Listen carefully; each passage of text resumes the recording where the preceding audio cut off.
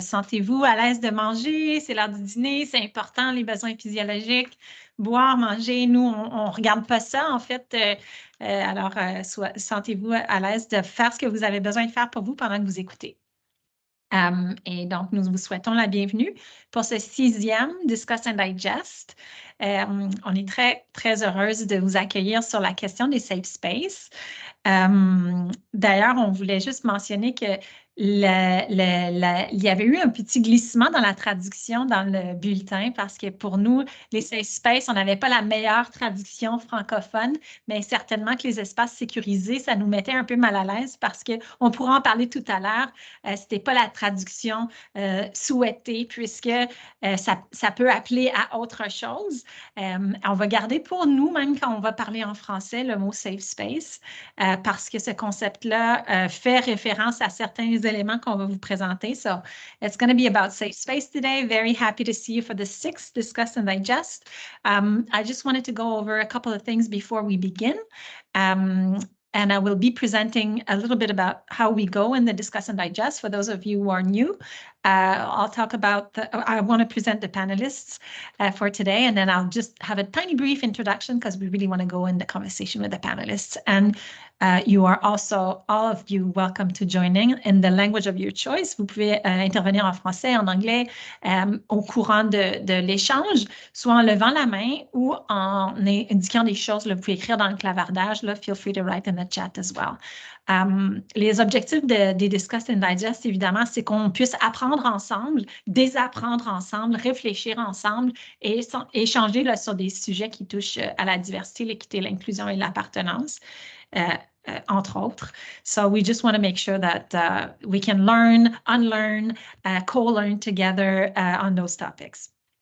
So there was no request for accessibility, so we don't have any specific interprétariat pour cette fois.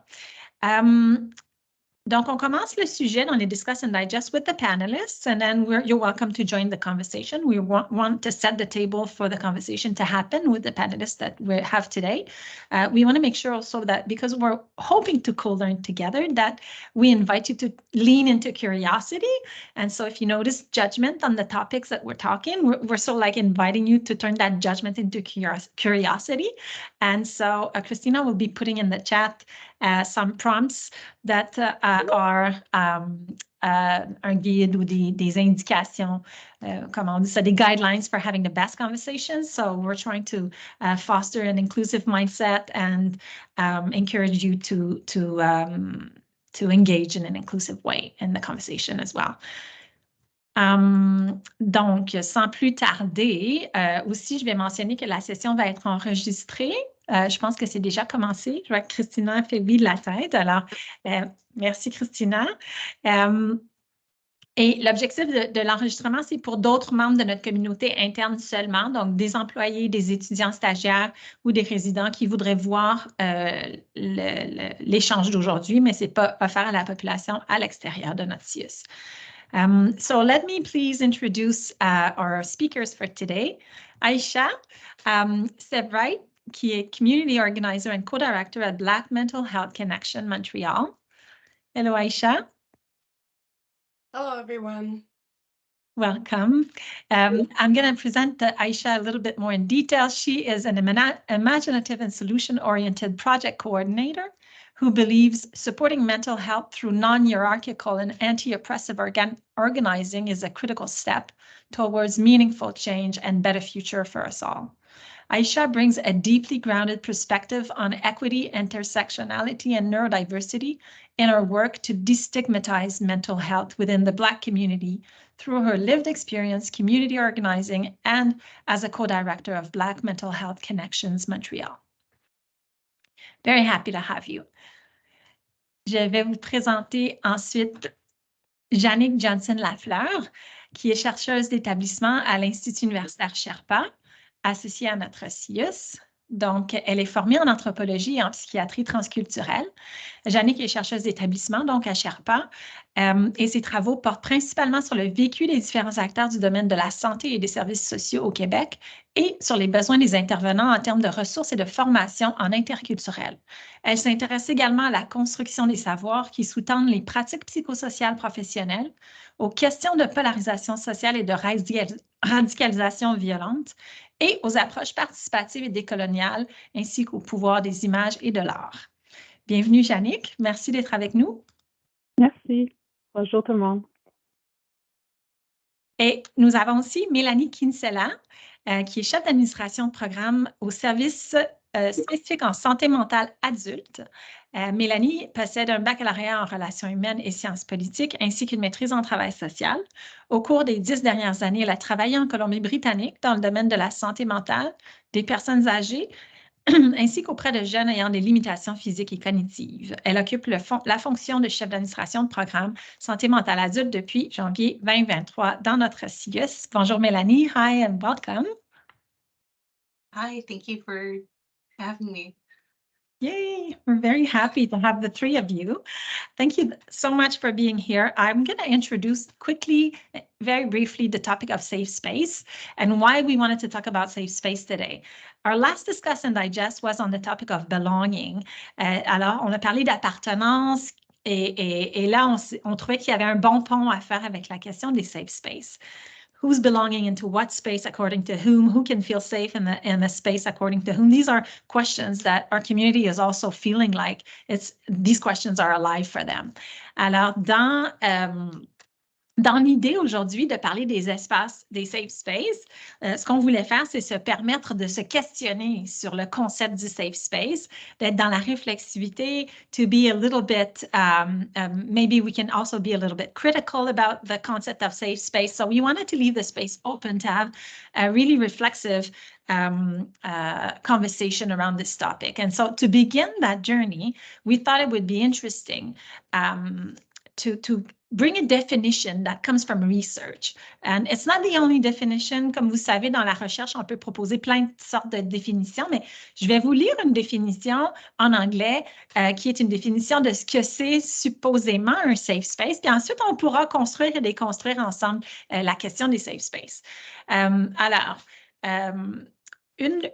définition qu'on a retenue, je pense que Christina va aussi la mettre à l'écrit, an environment where everybody can feel comfortable to express themselves and fully contribute without being afraid of being attacked, humiliated, or seeing their experience being belittled. So that would be like a formal definition that is stemming from the research on safe space. Et ce qu'on voulait faire aujourd'hui, c'est se donner la possibilité d'échanger sur ce concept-là, puis de questionner, puis de remettre en question peut-être ce terme-là. On va y aller tout de suite avec les panélistes. I know there are different designations that we use to talk about safe space, and safe space has been more and more popular lately these days. Alors, on sait qu'il y a des suggestions alternatives qui ont été proposées dans la littérature pour dire on n'utilise plus safe space, parlons des brave space ou parlons des safer space. Alors, on va essayer de décortiquer ça ensemble, tout le monde, aujourd'hui. Et ce que j'aimerais donc qu'on fasse un premier tour de table avec nos panélistes. Donc, maybe I'd start with you, Aisha. So I'd be curious to know for you, what constitutes a safe space or a brave space or a safer space? How would you talk about this, and what's your reflection on the concept itself? Well, I would love to draw from our conversation we had leading up to this discussion today. And I think we have to start with the fact that it's impossible to have a completely safe space. What one person might deem as safe might be unsafe for someone else. And there's limitless context to be considerate of when we're creating safety in spaces, when we're considering what is accessible. And so when we look at the term safe space, I think it's more important to even acknowledge that there's an impossibility there to consider everyone's needs. Absolutely every possible need there can be. And some needs might be conflicting. Some people might enjoy a noisy environment. It makes them feel more comfortable, whereas some people may get overstimulated very quickly and we need a more quiet environment. So I think what creates more safety or a safer space is transparency on what kind of accessibility and precautions and supports you can provide. So that way people can choose. They have an ability to do informed consent. So that way they know exactly what they're walking into, so they know how to prepare themselves for the environment. So that's the first thing, is to be fully transparent and to acknowledge what your full context is. Like what people are present in the space, what considerations are missing, who possibly could show up in the space. And so also what helps in creating a safer space is being intersectional. So recognizing that there's a number, like there's many lenses to look through how to accommodate for people. So recognizing that there's race, gender expression, sexual orientation, religious practices, whether someone's a migrant or a citizen, their socioeconomic status, language barriers, even different abilities, whether someone is hearing or visually impaired, mobility. There's so many different points to consider. So it's really important to have in mind what your target audience is and to really flesh out as much as possible what barriers could possibly come up for this group. So that means consulting directly with your target audience and trying to get a diverse perspective from that target audience. Like what someone who is a white trans person might experience might be different from a Black trans person. What someone who is a deaf migrant from, let's say, Palestine is might experience something completely different than a deaf person from America might experience. And so there's even different ASL languages, like this LSQ, ASL. And so just recognizing that there's so many different contexts and one person might inhabit a lot of different intersections. So yeah, it's just keeping in mind what your target audience is and being transparent about what you can provide as a host in that space. Thank you. That's so, there was a lot in there. And I'm thinking also, and I'm just going to brainstorm with you, although we had this discussion a little bit earlier. It's like being also aware that we have blind spots, right? And the fact that the intent and the impact may be different because of those blind spots or the gap in information also that we have as a space organizer. I'm going to say it in that because one of the things we didn't mention is what safe space are we looking for, right? There's safe space in leisure, safe space at work, safe space in education, safe space in clinical setting, So, so I think it just made me think, Aisha, what you were mentioning is also that we have blind spots. How can we, and I guess one of the ways you're saying go and consult the target audience is a way to diminish those blind spots as well, right? Yes, exactly. Because if you consult someone on their lived experience, they likely have a community based in that intersection. They will be able to fill you in on not only the gaps for themselves, the needs that they may have, but also for their friends, their family members, and from other community members that they share space with, that they've already communed with, to know what other gaps their peers may face living with certain experiences. Yeah, thank you so much. I'm going to turn to Melanie and see how do you conceptualize either as a leader of different teams in this year, or in the clinical settings. What's the thinking around, say, the concept of safe space? I'm just going to name starting off that I am much more nervous as a panelist than I thought I would be. So just to state and normalize that piece as we get the conversation going. Recently, I have been reflecting a lot more on safer spaces and brave spaces and what is even required at the base to start even having these conversations.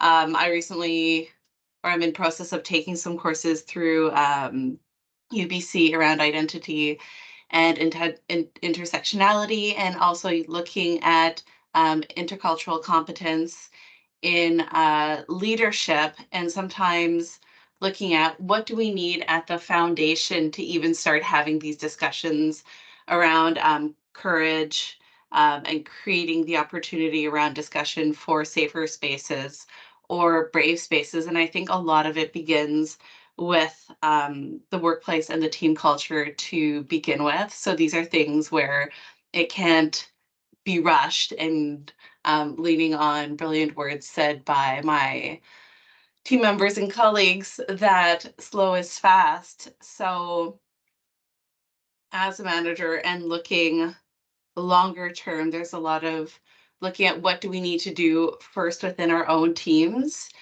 to make it that we're in a place to start having these discussions, and also bringing in the opportunity to reflect on trauma-informed practice and strengths-based framework. Also having discussions on resilience, what that means, where that word is maybe appropriately or maybe inappropriately used at times, and working collaboratively with people at all levels of the organization to discuss what is needed to add to the physical, the psychological, the emotional safety for everyone to embark in these vulnerable conversations.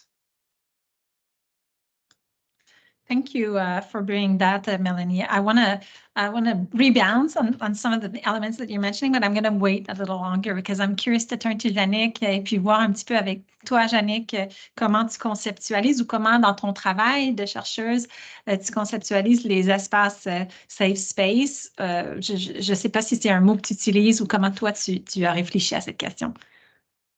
Oui, ben en fait, il y aurait tellement de choses à dire. C'est un sujet très, très large et complexe. Puis en fait, moi, j'aime beaucoup utiliser le safe enough space. Donc, l'espace suffisamment sécuritaire, justement pour tenir compte du mythe de l'espace totalement sécuritaire qui est impossible à cause de la complexité des êtres humains. On est justement, comme on disait, nos identités sont multiples, sont situationnelles.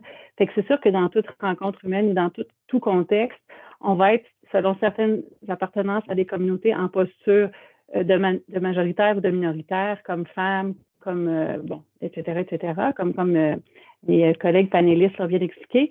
Donc, j'aime bien parler d'espace suffisamment sécuritaire. Puis moi, en fait, je suis du côté plus clinique en santé mentale, mais aussi formation à l'interculturel. Puis, en fait, l'idée pour moi, l'espace suffisamment sécuritaire, c'est un endroit où n'est pas nié les différences culturelles et les différences d'accès aux ressources symboliques et matérielles selon nos appartenances à des communautés. Donc, c'est de reconnaître le legs historique de la colonisation, du sexisme, de reconnaître les inéquités passées et actuelles, puis aussi de tolérer l'inconfort de toute rencontre humaine. Donc, c'est ça que pour avoir un dialogue, il faut accepter de regarder la perspective de l'autre. Donc, on peut avoir un inconfort par rapport à ça, mais c'est ce qui permet, en fait, un dialogue productif. Fait que c'est pour ça que je me dis, c'est total et peut-être même pas souhaitable. Si ce qu'on veut, c'est guérir ou enseigner, il faut vraiment tolérer un inconfort. Fait que ça, c'est vraiment plus ma posture, parce que ça prend, c'est du temps. C'est du temps pour pouvoir rebâtir une confiance, parce que c'est pas un donné pour les membres des communautés minoritaires que l'espace clinique ou institutionnel soit sécuritaire. Donc, c'est ça. Fait que on pourrait continuer, mais c'est les premières idées qui me viennent. Et là, j'ai perdu exactement, j'ai pas eu le temps de le prendre en note, ce que tu viens de nommer, Jannick, qui était en lien avec justement reconnaître. Donc, qu'est-ce qui est dans le safe enough space? Il y a un auteur puis on pourra le fournir aux gens qui participent aujourd'hui, un auteur qui parle du minimum acceptable risks in participating in some kinds of space. Alors, ça me faisait penser à ce que tu viens de nommer en disant, il y a certains risques qui peuvent être inhérents à la participation dans certains espaces pour des individus en fonction de leurs identités puis des dynamiques de pouvoir qui sont présentes dans ces lieux-là. Comment on peut présenter? Je trouvais que c'était intéressant l'idée du risque minimalement acceptable, mais ça force une responsabilisation de celui qui prépare l'espace. Je peux continuer de préciser sur le safe enough, c'est en lien avec pour ceux qui connaissent le Winnicott, le pédiatre psychanalyste qui a parlé du Good Enough Mother, c'est l'idée que ça fait en sorte que ça crée des attentes réalistes envers le monde. Donc, la maman qui, au départ, répond à tous les besoins de l'enfant selon sa vulnérabilité, mais que peu à peu, elle devient de moins en moins parfaite, ce qui fait que l'enfant apprend à interagir avec le monde, mais de façon plus réaliste parce que ça n'existe pas un monde complètement sécuritaire qui va répondre à tous nos besoins.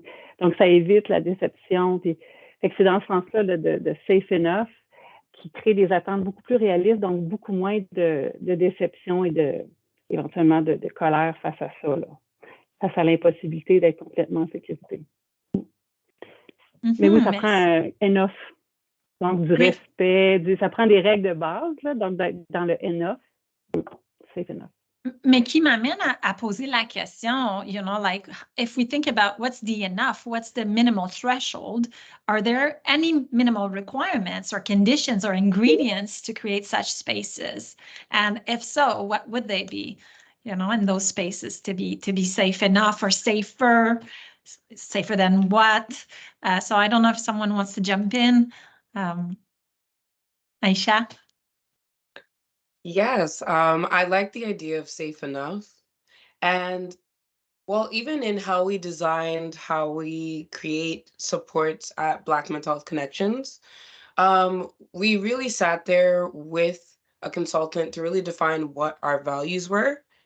And I feel like this also contributes to how you create safety for your community. Because when you're dealing with mental health, when you're doing social work, you're dealing with people who are in precarious situations, who've experienced a number of traumas until they turn to this service. And so you're dealing with people who are likely feeling fragile or vulnerable and likely unwell. So it's even starting off with that context of this person needs a little bit more gentleness and more caring. So it's starting with compassion, I think, is most important. So having a culture of like care so that you're not just delivering like a service like you are in, let's say, a bank or say another service. Like this is a human being. This is their life. So starting off with that, and I know it's hard because coming from the field that you're in, you're likely overwhelmed. You likely have too many cases to deal with. And eventually, when you talk to a certain number of people a day, you get compassion fatigue. But it is really important to still try as much as you can to always be empathetic and to offer that, trying to be understanding of someone who is approaching you. Empowerment is really important. So with us at BMHC, cultural empowerment is the lens that we go through, so that people can bring their lived experiences to empower their participation and also shape the programming that we create. But empowerment can be across all aspects of identity. So ensuring that the participant has an empowered experience. So not only are they just not only able to access the service, but so that they can actually feel confident in how they're able to access the service. So whether it's the language that they're using to access the service, whether the tools are actually suitable to their unique needs, and catering the services to them specifically would help with empowerment, and ensuring that the way that you're offering your service is anti-oppressive. And so that means implementing alternative systems that promote harm reduction and social justice through your advocacy and through a radical understanding of the unique experiences. So like Melanie mentioned, was that they're taking a course to understand intersectionality. We should all understand intersectionality because we're dealing with a diverse group of people. We're in Montreal. And so there's many people who come in and out, who migrate here, sorry. And so what's important is understanding the plethora of experiences that even one person can have that is differing from our own. Even though we organize for the Black community, there's an array of experiences. For example, I'm Jamaican. I won't necessarily understand what a Nigerian migrant has to go through, even though it's under the Black umbrella.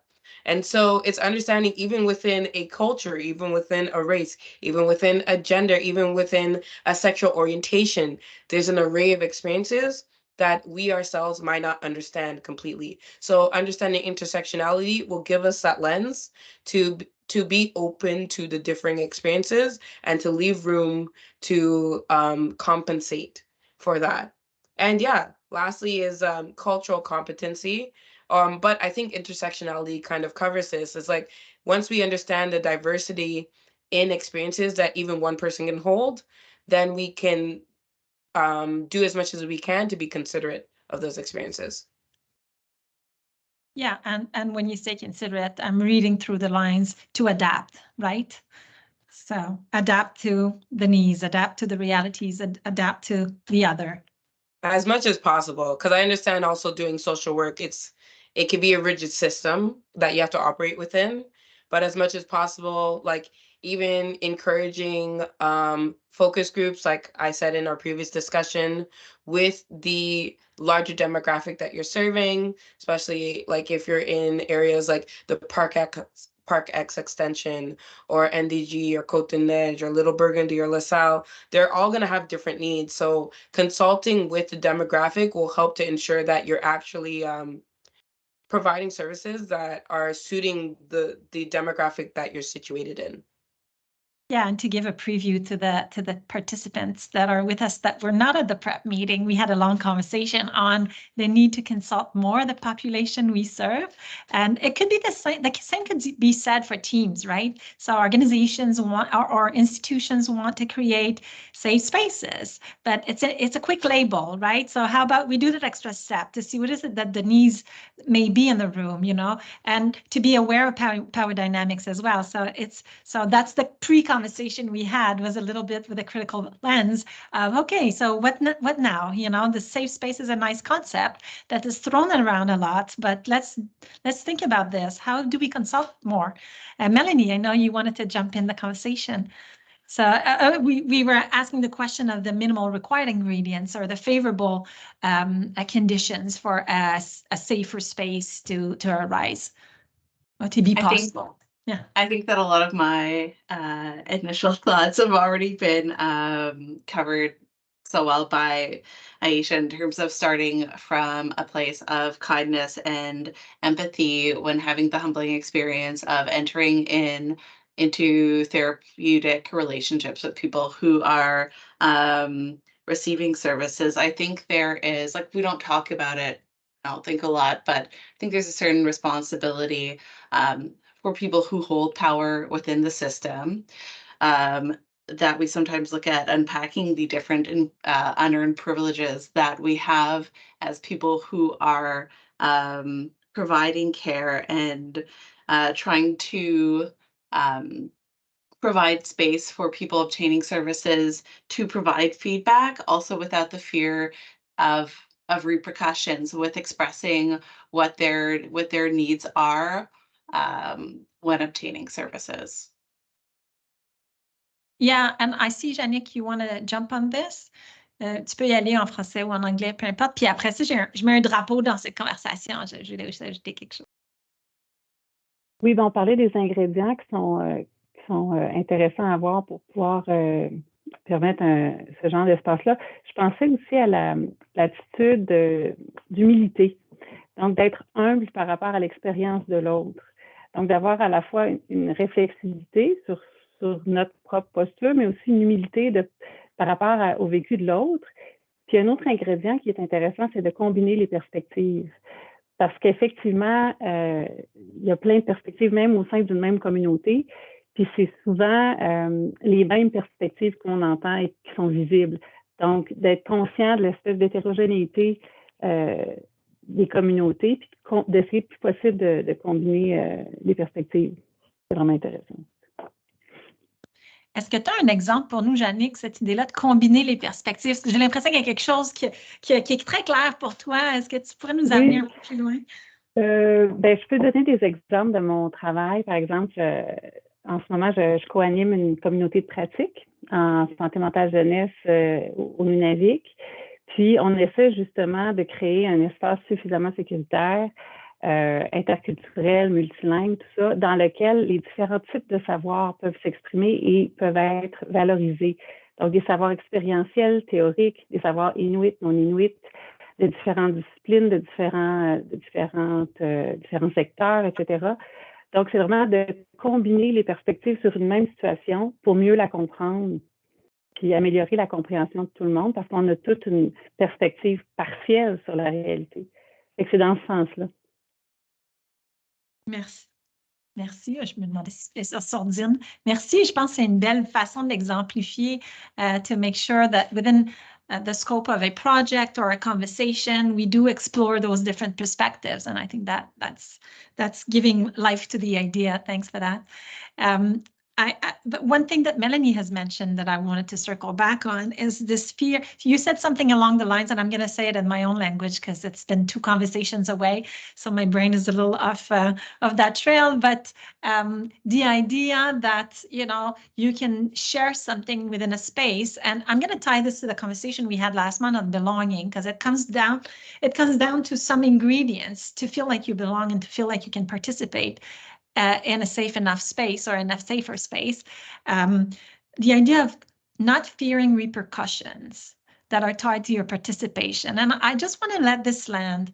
And I know last time we were talking about belonging, and I'm trying to slow down when I talk because someone said, well, you know, it's also hard to follow this conversation and the discuss and digest. So I'm trying to slow down to make sure that, you know, like we can take this in. But yeah, feeling like you can say or be someone or say something or bring something forward, either parts of your identities or your lived experience, and not fear repercussion in a space. So is that what would you have to say? I'm talking to the panelists, but obviously people who are here with us, you can engage in the chat or you can raise your hand.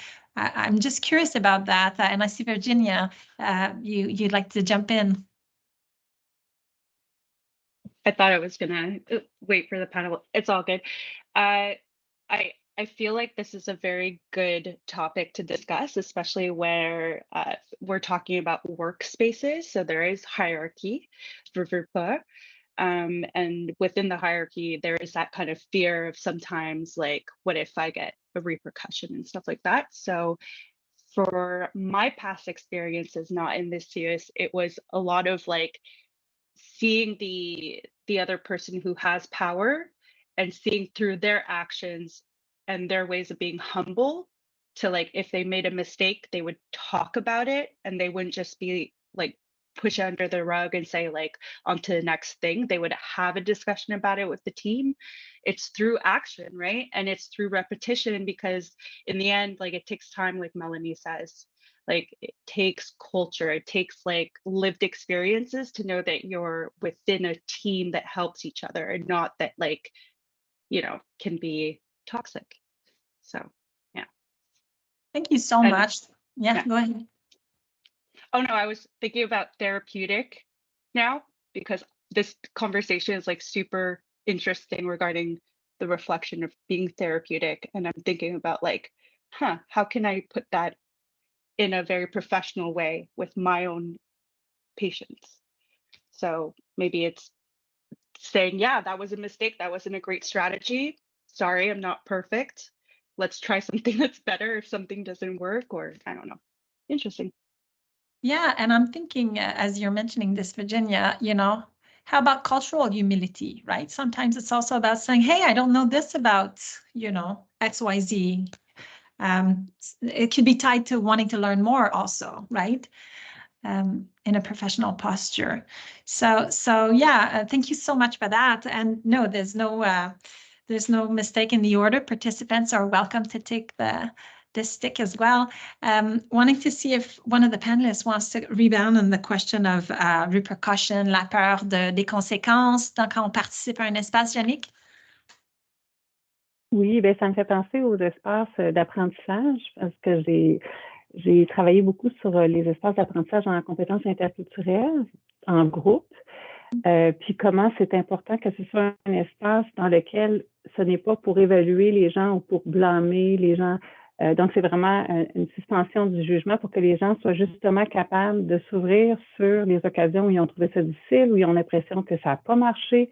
Et ça prend du temps parce qu'il faut pouvoir vivre plusieurs rencontres où on voit que les gens réagissent de façon empathique, respectueuse.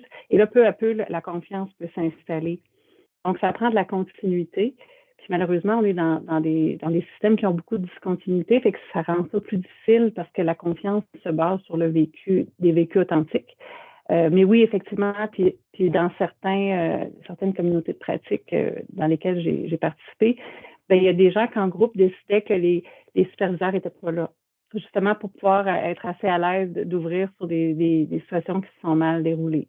Alors que dans d'autres groupes, non, c'était correct. Fait qu'il y a aussi l'ambiance de l'équipe qui permet ou non la participation des supérieurs. Mais effectivement, le modeling aussi des gens en position de pouvoir est intéressant, comme on disait.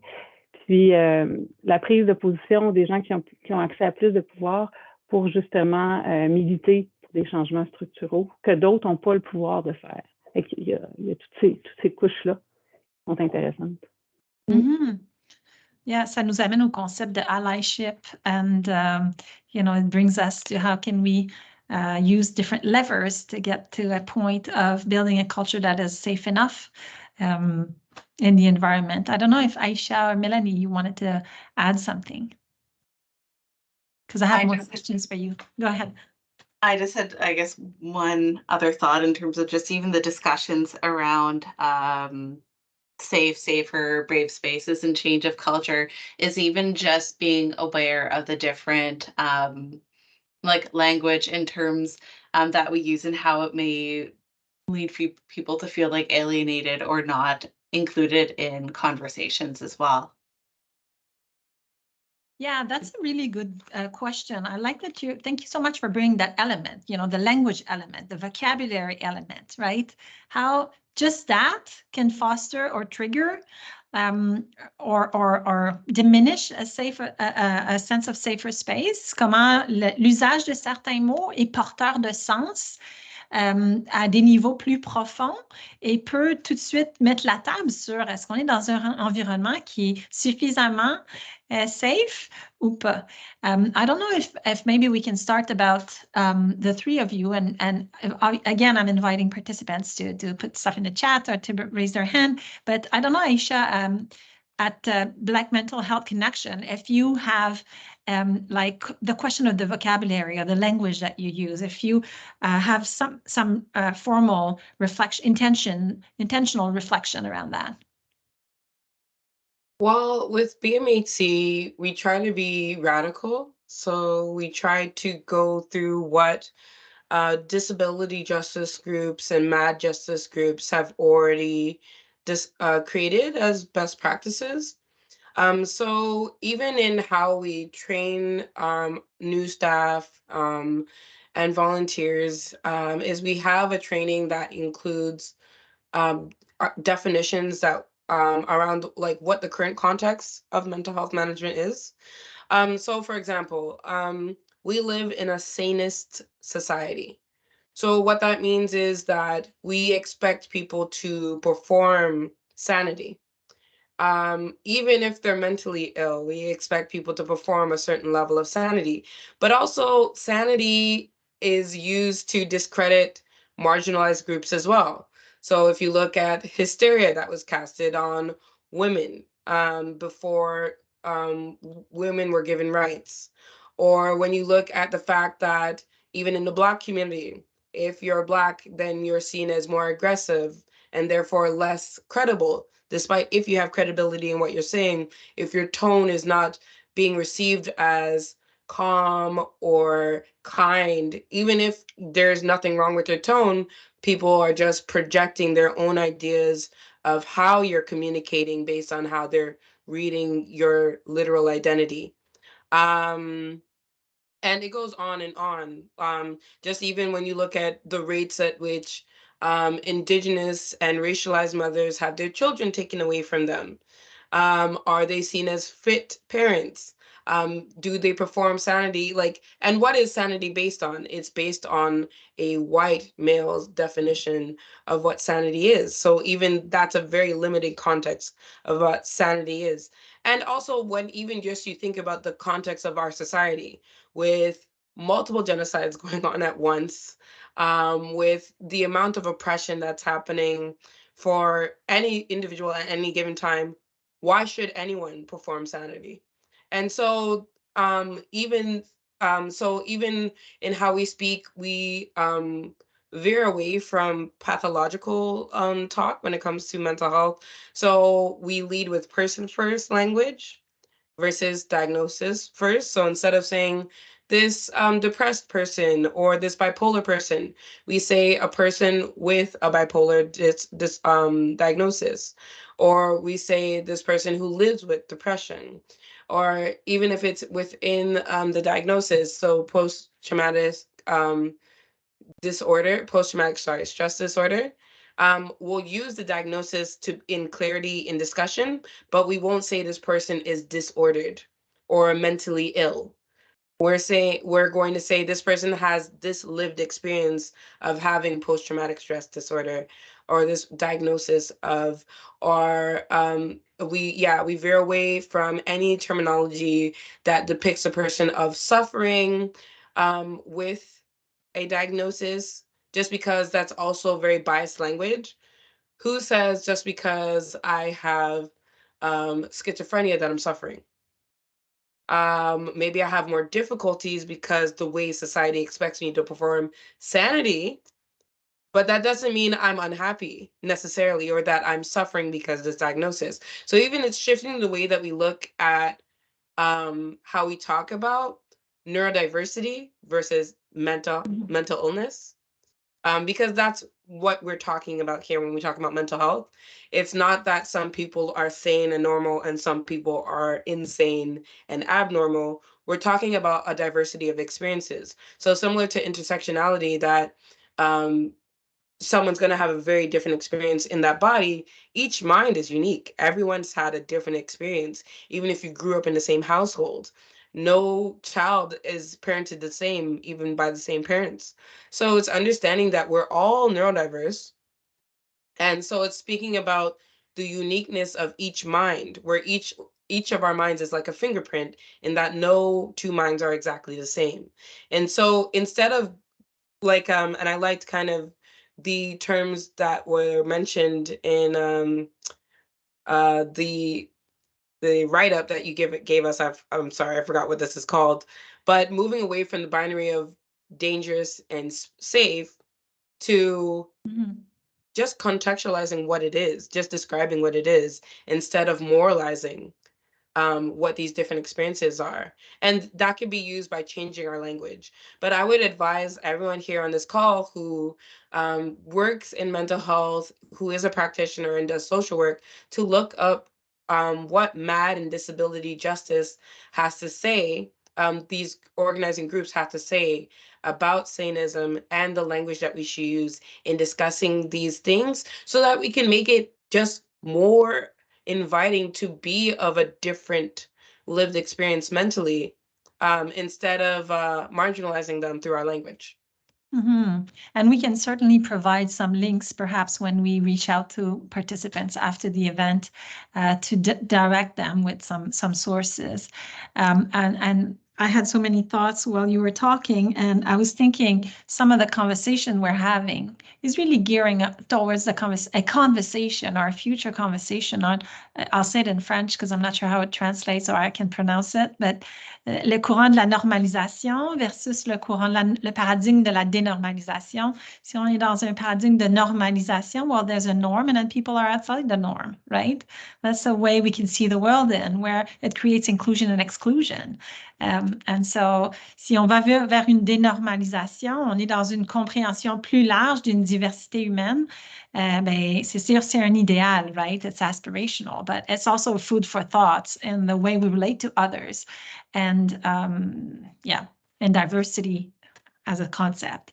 Mélanie, je ne sais pas, ou Yannick, peut-être un mot sur le choix de langage, l'intentionnalité quand on veut créer des espaces inclusifs. comment ça se traduit dans un vocabulaire peut-être, Mélanie? I'm going to jump to a term that there was a lot of time spent discussing and unpacking within my previous workplace, because a lot of people will be either working in the field for a long time or coming out of school and using certain language. And one of the words that we talked about a lot was compliance and non-compliance, whether it is in relation to treatments or often in relation to medication, adhesion, and administration, and looking at the simplification and the oppressive approach by just saying, well, they are non-compliant, without taking the time to actually speak with the person about their current and past lived experiences, and taking the time to discuss and document, instead of just oversimplifying to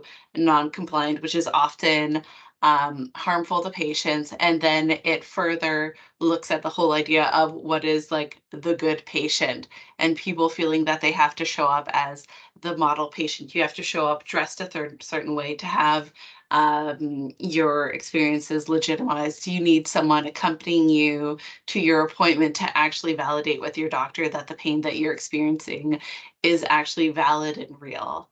So it's just looking at all those pieces. And as we look at problematic terms used, how are we having those discussions? Who are we including?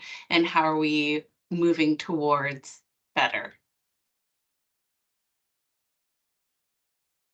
Yes, that's so interesting. And I'm thinking, I'm going to take that idea and just bring it somewhere else, and you tell me if you agree or not. But I'm also thinking compliance versus non-compliance can also be applied to team members, right? It can be also a language that is used in organizational setting. What do we really mean when we say that? I hear some bias or some judgment in a charge in saying someone is compliant or non-compliant, whereas I'm not sure how neutral that would be, right? So I wonder, so it talks about a culture. It talks about how you position yourself along a continuum of culture, whether it's a decision, the way you make decisions, the way you participate in a space, the way you talk about disagreements, address disagreements, right? There's a culture, there's an organizational culture, there's a clinical culture maybe in an organization. I wonder how, I think maybe it can also apply, because this is something we can hear I'm not saying in the CS necessarily, but this is part of the workplace, right? Having an employee that is compliant or a colleague that is compliant. It's an interesting choice of word. Thank you, Melanie, for that. Jannick, je ne sais pas si tu voulais ajouter quelque chose sur l'idée du vocabulaire. Oui, ben c'est très, très intéressant et important, le choix des mots. Puis les concepts, en fait, c'est des outils, hein, c'est des outils conceptuels qui vont faire en sorte qu'on va regarder la réalité d'une certaine façon, qu'elle a été découpée d'une certaine façon, puis ça va attirer notre attention sur certaines choses, ça va nous faire pas regarder d'autres choses. Les mots sont puissants. Puis, en fait, ça va influencer aussi nos actions. Si on utilise un mot, on va voir la réalité de la situation d'une certaine façon. Puis on peut orienter d'une certaine façon aussi. Par exemple, d'avoir une approche très, très, si je pense à la santé mentale, services sociaux, tout ça, très, très individualisante d'une souffrance sociale, bien, ça peut aussi avoir l'impact de faire porter sur l'individu quelque chose qui est vraiment plus large, puis qui demande une approche écosystémique. Fait que plutôt que de s'attarder au contexte qui peut créer de la souffrance, on va individualiser l'intervention, fait que ça peut augmenter la souffrance même de la personne. Fait que ça, c'est juste un exemple de choix de mots qui vont plus orienter, par exemple, un diagnostic, comme disait Aïcha, qui vont plus orienter sur la personne plutôt que sur le contexte, par exemple. Fait que, juste le mot aussi sécurisé, on pourrait en parler de pourquoi au début on a dit, espace sécurisé, c'est peut-être pas une bonne traduction, c'est parce que ça amène notre attention sur quelque chose, ça oriente notre regard, ça évoque des choses. Les mots, c'est aussi évocateur de choses qui ne sont pas dites, mais qui nous font penser à d'autres choses. Donc, moi, quand j'entends sécurisation ou sécuriser, je vois des barbelés. Je vois quelqu'un a fait une action pour sécuriser, alors que la sécurité, cultural safety, c'est complètement autre chose. C'est vraiment bon, on ne fera pas l'histoire de cultural safety, mais je veux dire, c'est vraiment plus avec une connotation affective. C'est la personne qui se sent en sécurité. Donc, c'est pas l'intervenant ou l'institution qui va sécuriser. On change le regard et de l'autre sens. Là. Fait que c'est pour ça que le mot nous fait tiquer, puis c'est pas par caprice, c'est que ça a des implications. Oui. C'est ça. Oh non, je voulais rebondir sur ce que tu viens juste de dire par rapport à puis là, je l'ai perdu parce que j'ai vu le commentaire dans le chat. Mais effectivement, je pense que je l'ai retrouvé. L'idée, c'est de dire aussi because I think that the whole idea, people are throwing the concept of safe space around in a intentioned, with good intent. Let's put it this way. But we know, and that's the thing, intent and impact, as we were saying earlier, they don't necessarily match, right? So how can we rethink about that? Because safe space is aspirational. That's why we're talking about safer space or good enough space. Even brave space is aspirational because we need to formally recognize the postures, as Aisha was mentioning, in terms of intersectionality and the power dynamics and all of that, right? So if we assess a space with that lens, it becomes much more complicated than just our aspiration for everyone to feel safe all the time. And I took notes of 3 elements earlier. We were talking about honesty, vulnerability, humility.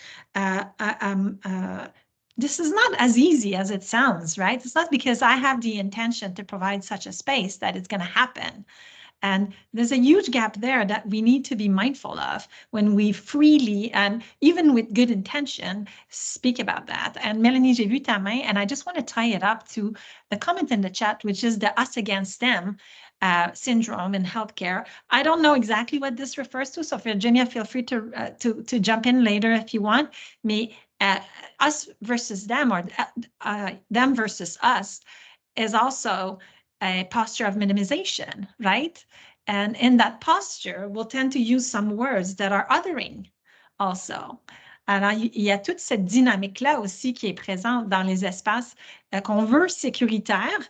Puis si on utilise un mot qui est othering, qui favorise la mise à l'écart de l'autre, parce que sa différence, parce qu'un marqueur de différence ou parce qu'une conception projetée de la différence, bien là, on vient annuler le souhait qu'on a de faire un safe space.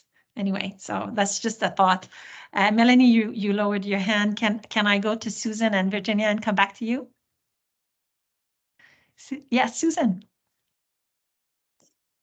Yeah, I just wanted to say, oh my goodness, maybe we could go to Melanie. I'm trying to remember. Oh, yes, you said us versus them. I guess I would comment on that to say sometimes treatment doesn't work and you're looking for an approach that does work for you. So the us versus them, if you don't fit into the paradigm that a certain organization might have, then you feel like you have to find an organization where your paradigm fits. And I really identified with what Aisha said earlier in that regard. And so it's on the part of a medical person, it might appear to be, their best, what they want to do, that is their best, but it's not working for you. It doesn't bring an outcome that you would expect. So that when that phrase, us versus them, that's what that brought to mind for me. Then you're left searching the medical system. Where do I find what fits? It's also, where do I find where I can relate to somebody in English, because that's something that is easier for me in the context of the particular, treatment / service that I need. So that's, yeah.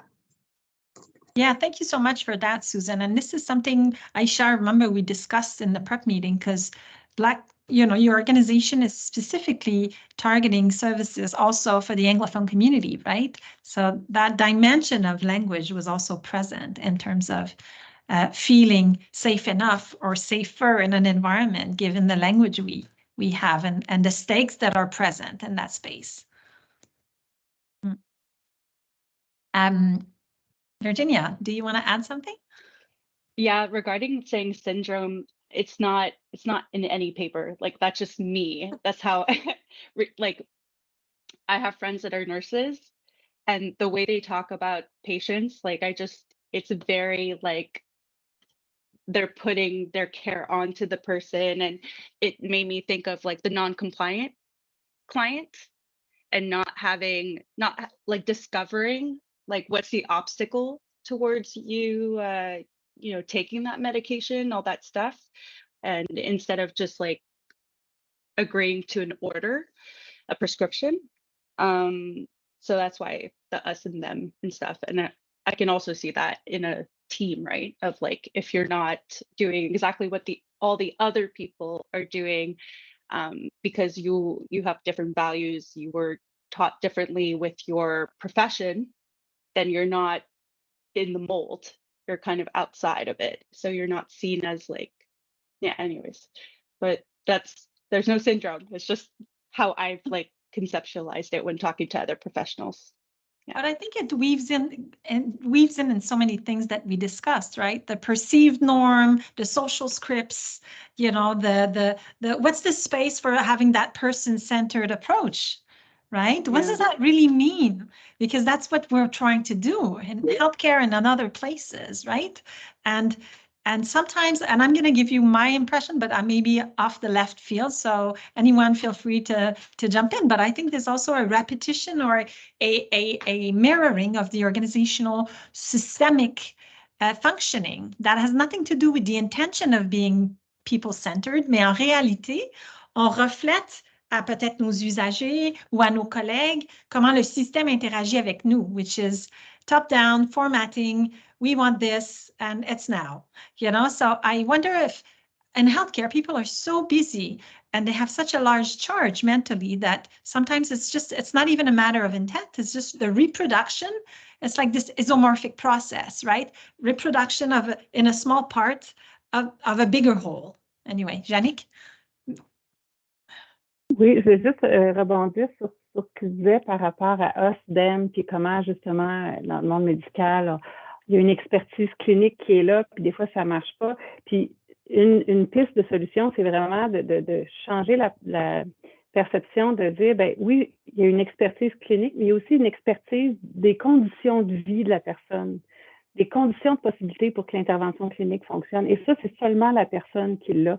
C'est de combiner les deux expertises, l'expertise professionnelle qui est quand même là, puis qu'il faut pas nier, mais l'expertise aussi des conditions de possibilité pour que ce soit profitable. Fait que c'est pas nous contre eux, c'est nous et eux. Donc c'est vraiment de changer la façon de regarder ça qui pourrait être vraiment fructueuse, productive.